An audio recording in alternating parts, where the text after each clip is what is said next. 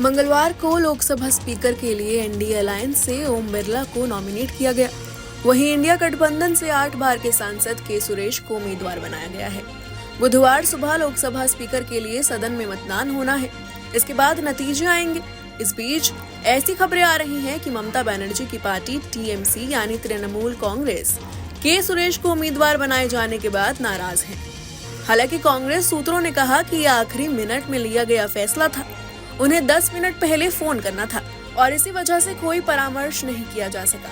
हालांकि थोड़ी देर बाद ही स्पीकर के चुनाव को लेकर कांग्रेस और टीएमसी के बीच बना गतिरोध खत्म हो गया।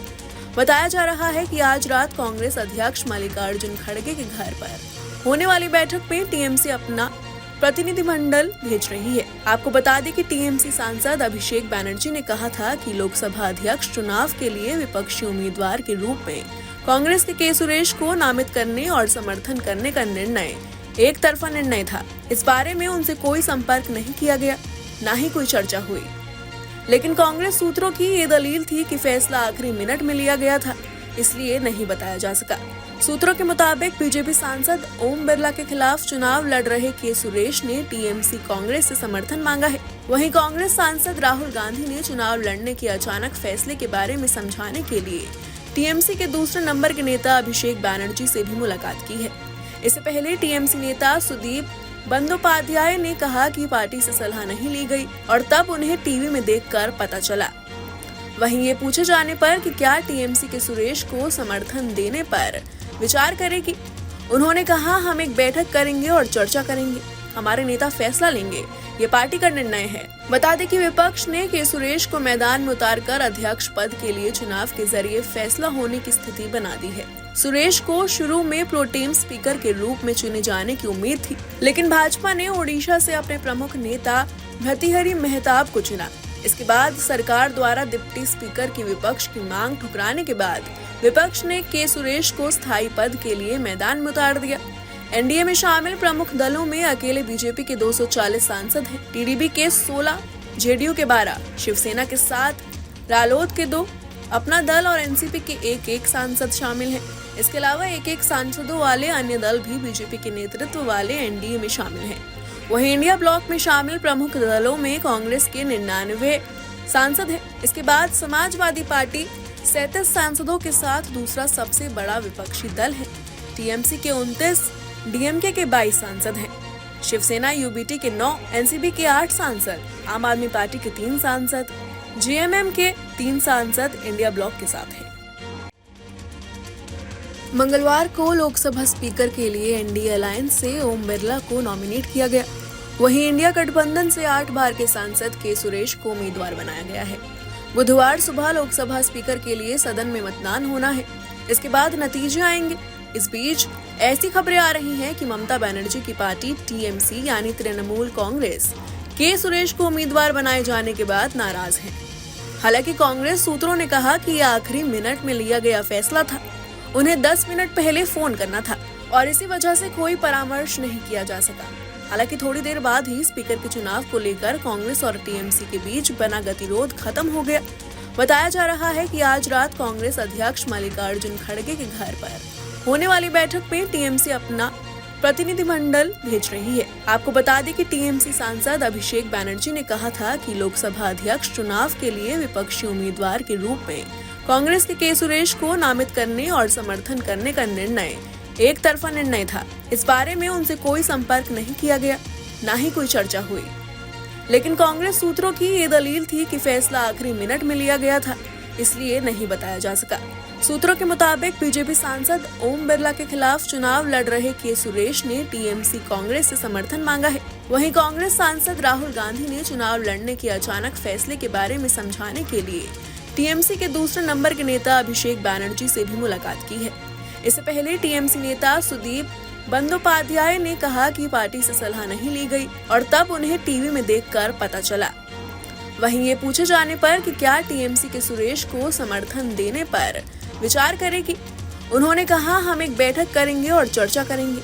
हमारे नेता फैसला लेंगे, ये पार्टी का निर्णय है। बता दें कि विपक्ष ने के सुरेश को मैदान में उतारकर अध्यक्ष पद के लिए चुनाव के जरिए फैसला होने की स्थिति बना दी है। सुरेश को शुरू में प्रोटेम स्पीकर के रूप में चुने जाने की उम्मीद थी, लेकिन भाजपा ने ओडिशा से अपने प्रमुख नेता भर्तृहरि मेहताब को चुना। इसके बाद सरकार द्वारा डिप्टी स्पीकर की विपक्ष की मांग ठुकराने के बाद विपक्ष ने के सुरेश को स्थायी पद के लिए मैदान में उतार दिया। एनडीए में शामिल प्रमुख दलों में अकेले बीजेपी के 240 सांसद हैं, टीडीपी के 16, जेडीयू के 12, शिवसेना के 7, रालोद के 2, अपना दल और एनसीपी के एक सांसद शामिल हैं। इसके अलावा एक सांसदों वाले अन्य दल भी बीजेपी के नेतृत्व वाले एनडीए में शामिल हैं। वहीं इंडिया ब्लॉक में शामिल प्रमुख दलों में कांग्रेस के 99 सांसद हैं। इसके बाद समाजवादी पार्टी 37 सांसदों के साथ दूसरा सबसे बड़ा विपक्षी दल है। टीएमसी के 29, डीएमके के 22 सांसद हैं। शिवसेना यूबीटी के 9, एनसीपी के 8 सांसद, आम आदमी पार्टी के 3 सांसद, जेएमएम के 3 सांसद इंडिया ब्लॉक के साथ हैं। मंगलवार को लोकसभा स्पीकर के लिए एनडीए अलायंस से ओम बिरला को नॉमिनेट किया गया। वहीं इंडिया गठबंधन से 8 बार के सांसद के सुरेश को उम्मीदवार बनाया गया है। बुधवार सुबह लोकसभा स्पीकर के लिए सदन में मतदान होना है। इसके बाद नतीजे आएंगे। इस बीच ऐसी खबरें आ रही हैं कि ममता बनर्जी की पार्टी टीएमसी यानी तृणमूल कांग्रेस के सुरेश को उम्मीदवार बनाए जाने के बाद नाराज है। हालांकि कांग्रेस सूत्रों ने कहा कि यह आखिरी मिनट में लिया गया फैसला था। उन्हें 10 मिनट पहले फोन करना था और इसी वजह से कोई परामर्श नहीं किया जा सका। हालांकि थोड़ी देर बाद ही स्पीकर के चुनाव को लेकर कांग्रेस और टीएमसी के बीच बना गतिरोध खत्म हो गया।